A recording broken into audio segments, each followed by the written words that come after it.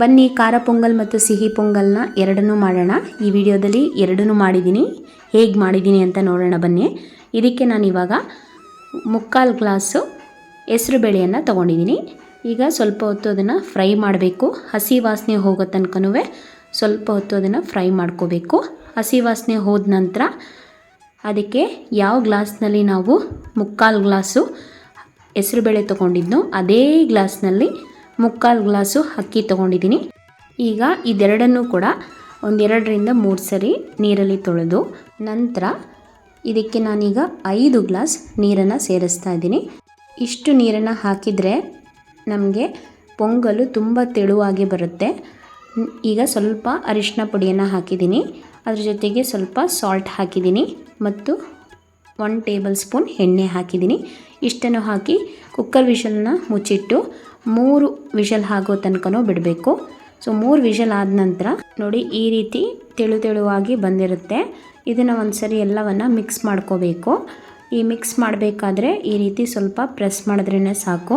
ಪೊಂಗಲ್ನ consistency ಹೇಗೆ ತೆಳುವಾಗಿರುತ್ತೋ ಆ ರೀತಿ ಆಗುತ್ತೆ. ಸೊ ಇದನ್ನೆಲ್ಲವನ್ನು ಚೆನ್ನಾಗಿ ಈ ರೀತಿ ಮಿಕ್ಸ್ ಮಾಡ್ಕೋಬೇಕು. ಮೊದಲು ಒಂದು ವೇಳೆ ತುಂಬ ಗಟ್ಟಿಯಾಗಿದೆ ಅನ್ನೋದಾದರೆ ಇದಕ್ಕೆ ಸ್ವಲ್ಪ ಬಿಸಿನೀರನ್ನು ಕಾಯಿಸಿ, 1 ಲೋಟ ಬಿಸಿನೀರನ್ನು ಕಾಯಿಸಿ ಇದಕ್ಕೆ ಸೇರಿಸಿದ್ರೆ ಅದು ಕರೆಕ್ಟಾದ ಕನ್ಸಿಸ್ಟೆನ್ಸಿಗೆ ಬರುತ್ತೆ. ನಿಮಗೆ ತೆಳು ಇನ್ನೂ ಬೇಕು ಅನ್ನೋದಾದರೆ 2 ಲೋಟ ನೀರನ್ನು ಸೇರಿಸ್ಬೋದು, ಆದರೆ ಬಿಸಿನೀರನ್ನೇ ಹಾಕಬೇಕು. ಕೆಲವೊಬ್ಬರು ಹಾಲನ್ನು ಕೂಡ ಸೇರಿಸ್ತಾರೆ, ಇದಕ್ಕೆ ಹಾಲು ಹಾಕಿದ್ರೂ ಕೂಡ ಚೆನ್ನಾಗಾಗುತ್ತೆ. ಈಗ ನಾನು ಮೊದಲು ಸ್ವೀಟ್ ಪೊಂಗಲನ್ನು ಮಾಡ್ತಾಯಿದ್ದೀನಿ. ಅದಕ್ಕೆ ನನಗೆ ಎಷ್ಟು ಬೆಲ್ಲ ಬೇಕು ಅಷ್ಟು ಬೆಲ್ಲವನ್ನು ಹಾಕಿದ್ದೀನಿ. ಇದಕ್ಕೆ ಸ್ವಲ್ಪ ನೀರನ್ನು ಹಾಕಿ ಇದನ್ನು ಚೆನ್ನಾಗಿ ಕುದಿಸ್ಕೊಂಡು ಆ ನಂತರ ಇದನ್ನು ಶೋಧಿಸ್ಕೋಬೇಕು. ಯಾಕೆಂದರೆ ಬೆಲ್ಲದಲ್ಲಿ ಕೆಲವೊಮ್ಮೆ ಕಸ ಏನಾದರೂ ಇರುತ್ತೆ, ಅದರಿಂದ ಅದನ್ನು ನಾವು ಶೋಧಿಸ್ಕೋಬೇಕು. ಈಗ ಚೆನ್ನಾಗಿ ಕುದ್ದು ಬಂದಿದೆ, ಎಲ್ಲ ಬೆಲ್ಲ ಕರಗಿದೆ. ಈಗ ಅದನ್ನು ನಾನೀಗ ಶೋಧಿಸ್ಕೊತಾ ಇದ್ದೀನಿ. ಟೀ ಚಳ್ನಿನ ಇಟ್ಕೊಂಡು ಈಗ ಇದನ್ನು ಶೋಧಿಸಿದ್ದೀನಿ. ಈಗ ನಮಗೆ ಈಗ ಬೆಲ್ಲದ ನೀರು ರೆಡಿ ಇದೆ. ಈಗ ಪ್ಯಾನ್ಗೆ ನಾನು ಸ್ವಲ್ಪ ತುಪ್ಪನ ಹಾಕ್ತಾಯಿದ್ದೀನಿ.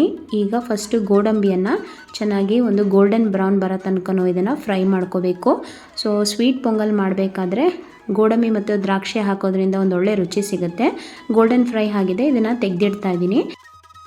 ಈಗ ಒಣ ದ್ರಾಕ್ಷಿಯನ್ನು ಸ್ವಲ್ಪ ಹಾಕಿ ಅದನ್ನು ಕೂಡ ಚೆನ್ನಾಗಿ ಫ್ರೈ ಮಾಡ್ಕೊಳ್ತಾ ಇದ್ದೀನಿ. ಗೋಡಂಬಿ ದ್ರಾಕ್ಷಿಯನ್ನು ಹುರಿಬೇಕಾದ್ರೆ ಯಾವಾಗಲೂ ಮೀಡಿಯಮ್ ಫ್ಲೇಮಲ್ಲಿ ಇಟ್ಕೊಂಡು ಹುರಿಬೇಕು. ಈಗ ದ್ರಾಕ್ಷಿ ಎಲ್ಲ ಚೆನ್ನಾಗಿ ಫ್ರೈ ಆಗಿದೆ, ಇದನ್ನು ಕೂಡ ತೆಗೆದಿಡ್ತಾ ಇದ್ದೀನಿ. ಈಗ ಇದೇ ತುಪ್ಪಕ್ಕೆ ಹೆಸರುಬೇಳೆ ಮತ್ತು ಅಕ್ಕಿಯನ್ನು ಬೇಯಿಸಿ ಇಟ್ಕೊಂಡಿದ್ವಲ್ಲ ಅದನ್ನು ನಾನೀಗ ಸೇರಿಸ್ತಾ ಇದ್ದೀನಿ. ಈಗ ನಾನು ಸೇರಿಸುವಂತಹ ಈ ಕ್ವಾಂಟಿಟಿ ಬಂದು ಬೆಲ್ಲದ ನೀರಿಗೆ ಎಷ್ಟು ಬೇಕೋ ಅಷ್ಟನ್ನು ಸೇರಿಸ್ತಾ ಇದ್ದೀನಿ. ಇದೆಲ್ಲವೂ ಕೂಡ ಕಣ್ಣಿನ ಅಳತೆನೇ ಅಷ್ಟೇ. ಈಗ ಬೆಲ್ಲದ ನೀರನ್ನು ಸೇರಿಸಿ ಅದನ್ನು ಚೆನ್ನಾಗಿ ಸ್ಮ್ಯಾಶ್ ಮಾಡಬೇಕು. ಎಲ್ಲವನ್ನು ಒಟ್ಟು ಮಾಡಬೇಕು. ಎಲ್ಲವನ್ನು ಚೆನ್ನಾಗಿ ಮಿಕ್ಸ್ ಮಾಡಿ ಒಂದು ಸ್ವಲ್ಪ ಹೊತ್ತು, 2-3 ನಿಮಿಷ ಕುದ ನಂತರ ಪೊಂಗಲ್ಗೆ ಈ ಪದಾರ್ಥ ಸೇರಿಸಿದ್ರೆ ಒಂದೊಳ್ಳೆ ರುಚಿ ಕೊಡುತ್ತೆ. ಇದು ಏನೂ ಇಲ್ಲ, ಹಾಲು, ಕಾಯಿಸಿಟ್ಟಿರುವಂಥ ಹಾಲನ್ನು ಸೇರಿಸ್ತಾ ಇದ್ದೀನಿ. ಸೊ ಇದೆಲ್ಲವನ್ನು ಚೆನ್ನಾಗಿ ಮಿಕ್ಸ್ ಮಾಡಬೇಕು. ಈಗ 1 ನಿಮಿಷ ಆಗಿದೆ, ಎಲ್ಲ ಮಿಕ್ಸ್ ಆಗಿದೆ. ಈಗ ಗೋಡಂಬಿ ದ್ರಾಕ್ಷಿಯನ್ನು ಸೇರಿಸ್ತಾ ಇದ್ದೀನಿ. ಈಗಾಗಲೇ ನಾವು ಫ್ರೈ ಮಾಡಿ ಇಟ್ಕೊಂಡಿರುವಂತಹ ಗೋಡಂಬಿ ದ್ರಾಕ್ಷಿಯನ್ನು ಸೇರಿಸಿದ್ದೀನಿ. ಇದನ್ನೆಲ್ಲ ಚೆನ್ನಾಗಿ ಮಿಕ್ಸ್ ಮಾಡಬೇಕು. ನಂತರ ಇದಕ್ಕೆ ಜಜ್ಜಿರುವ ಏಲಕ್ಕಿಯನ್ನು ಹಾಕ್ತಾ ಇದ್ದೀನಿ. ಇದು ಒಂದೊಳ್ಳೆ ರುಚಿಯನ್ನು ಕೊಡುತ್ತೆ ಮತ್ತು ಸುವಾಸನೆಯನ್ನು ಕೂಡ ನೀಡುತ್ತೆ.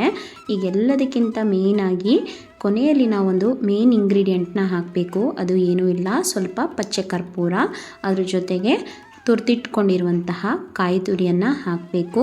ಇದನ್ನೆಲ್ಲವನ್ನು ಚೆನ್ನಾಗಿ ಮಿಕ್ಸ್ ಮಾಡಿದ್ರೆ ನಮ್ಮ ರುಚಿಯಾದ ಸಿಹಿ ಪೊಂಗಲ್ ರೆಡಿ ಆಗುತ್ತೆ. ಈ ಹಂತದಲ್ಲಿ ನಿಮಗೆ ಸ್ವಲ್ಪ ಇನ್ನೂ ತುಪ್ಪ ಬೇಕು ಅಂದರೆ ಸೇರಿಸ್ಕೊಳ್ಳಿ. ನಾನಿಲ್ಲಿ ಇಷ್ಟೇ ತುಪ್ಪವನ್ನು ಬಳಸಿದ್ದೀನಿ. ನೋಡಿದ್ರಲ್ಲ ಎಷ್ಟು ಈಸಿಯಾಗಿ ಮಾಡ್ಬೋದು ರುಚಿಯಾದ ಸಿಹಿ ಪೊಂಗಲ್ನ ಅಂತ. ಬನ್ನಿ ಈಗ ಖಾರ ಪೊಂಗಲ್ ಹೇಗೆ ಮಾಡೋದು ಅಂತ ನೋಡೋಣ. ಈಗ ಒಂದು ಪ್ಯಾನ್ಗೆ ಸ್ವಲ್ಪ ಎಣ್ಣೆ ಹಾಕ್ತಾ ಇದ್ದೀನಿ. ಎಣ್ಣೆ ಹಾಕಿದ ನಂತರ 1 ಟೀ ಸ್ಪೂನ್ ಕಾಳು ಮೆಣಸನ್ನು ಸೇರಿಸ್ತಾ ಇದ್ದೀನಿ. ಅದರ ಜೊತೆಗೆ 2 ಹಸಿಮೆಣಸಿನಕಾಯಿ ಮಧ್ಯದಲ್ಲಿ ಸೀಳಿದ್ದೀನಿ, ಹಾಕಿ ಸ್ವಲ್ಪ ಹೊತ್ತು ಫ್ರೈ ಮಾಡ್ಕೋತಾ ಇದ್ದೀನಿ. ಆ ನಂತರ ಈಗ ನಾನು 1/2 ಟೀ ಸ್ಪೂನ್ ಜೀರಿಗೆನ ಸೇರಿಸ್ತಾ ಇದ್ದೀನಿ. ಇದನ್ನೆಲ್ಲವನ್ನು ಚೆನ್ನಾಗಿ ಫ್ರೈ ಮಾಡ್ಕೋಬೇಕು. ಈಗ ಮಾಡುವಾಗ ಯಾವಾಗಲೂ ಮೀಡಿಯಮ್ ಉರಿಯಲ್ಲಿರಬೇಕು. ಇದು ಎಲ್ಲ ಚೆನ್ನಾಗಿ ಫ್ರೈ ಆದಮೇಲೆ ಫ್ಲೇಮ್ನ ಆಫ್ ಮಾಡಿ ಆ ನಂತರ ನಾನು ಕರಿಬೇವನ್ನು ಸೇರಿಸ್ತಾ ಇದ್ದೀನಿ. ಏನಾದರೂ ಫ್ಲೇಮಲ್ಲಿ ಆನಲ್ಲಿ ಇದ್ದಾಗ ನಾವೇನಾದ್ರೂ ಕರಿಬೇವು ಹಾಕಿದ್ರೆ ಕಪ್ಪಾಗಿಬಿಡುತ್ತೆ. ಅದರಿಂದ ಈಗ ಬೇಯಿಸ್ಕೊಂಡಿರುವಂತಹ ಹೆಸರುಬೇಳೆ ಮತ್ತು ಅನ್ನವನ್ನು ಚೆನ್ನಾಗಿ ಒಂದ್ಸರಿ ರೀತಿ ಸ್ಮ್ಯಾಶ್ ಮಾಡಿ ಆ ನಂತರ ಈಗ ಇವಾಗಲೇ ನಾವು ರೆಡಿ ಮಾಡಿ ಇಟ್ಕೊಂಡಿರುವಂಥ ಈ ಒಗ್ಗರಣೆಯನ್ನು ಇದಕ್ಕೆ ಸೇರಿಸಬೇಕು. ಇದರ ಜೊತೆಗೆ ನಾನು ಸ್ವಲ್ಪ ಗೋಡಂಬಿ ಫ್ರೈ ಮಾಡಿರುವಂತಹ ಗೋಡಂಬಿಯನ್ನು ಸೇರಿಸ್ತಾ ಇದ್ದೀನಿ. ಇದನ್ನೆಲ್ಲವನ್ನು ಚೆನ್ನಾಗಿ ಮಿಕ್ಸ್ ಮಾಡಿದ ನಂತರ ಇಲ್ಲಿ ನಾವು ಸ್ವಲ್ಪ ಟೇಸ್ಟ್ ಮಾಡಿ ನೋಡಬೇಕು ಸಾಲ್ಟ್ ಕರೆಕ್ಟ್ ಇದೆಯಾ ಏನು ಅಂತ. ಒಂದು ವೇಳೆ ಸಾಲ್ಟ್ ಏನಾದರೂ ಕಮ್ಮಿ ಇತ್ತು ಅಂತ ಅನ್ನೋದಾದರೆ ಸಾಲ್ಟ್ನ ಸೇರಿಸಿ.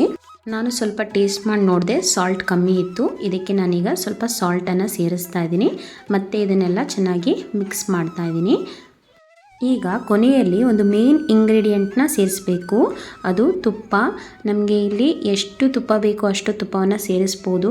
ಇದು ಪೊಂಗಲ್ಗೆ ಒಂದೊಳ್ಳೆ ರುಚಿಯನ್ನು ಕೊಡುತ್ತೆ, ಆದ್ದರಿಂದ ಇದನ್ನು ಸ್ಕಿಪ್ ಮಾಡಲೇಬಾರ್ದು. ನಾನಿಲ್ಲಿ ನಂದಿನಿ ತುಪ್ಪವನ್ನು ಬಳಸಿದ್ದೀನಿ.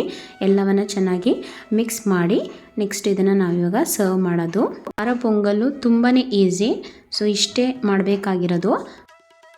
ಐ ಹೋಪ್ ನಿಮಗೆ ಈ ವಿಡಿಯೋ ಇಷ್ಟ ಆಗಿದೆ ಅನ್ಕೋತೀನಿ. ಒಂದು ವೇಳೆ ನಿಮಗೆ ಈ ವಿಡಿಯೋ ಇಷ್ಟ ಆಗಿದ್ದರೆ ನನ್ನ ಚಾನಲ್ನ ಸಬ್ಸ್ಕ್ರೈಬ್ ಆಗೋದನ್ನ ಮಾತ್ರ ಮರಿಬೇಡಿ.